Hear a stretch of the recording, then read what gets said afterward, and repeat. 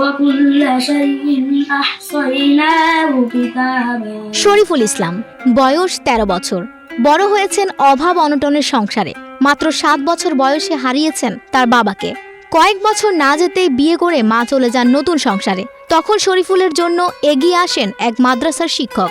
ভর্তি করেন তার মাদ্রাসায়। কায়দা আমপারা শেষ করার পর মাত্র 6 মাসেই হিফজ করেন কুরআন। রংপুরের মিঠাপুকুর উপজেলার লতিফপুর ইউনিয়নের ইদুলপুর গ্রামের আজিজ জুলেখা দম্পতির ছেলে শরীফুল ইসলাম। বর্তমানে সে জায়গিরহাট পুরাতন গরুহাটি সংলগ্ন দারুত তাকওয়া মডেল মাদ্রাসার শিক্ষার্থী।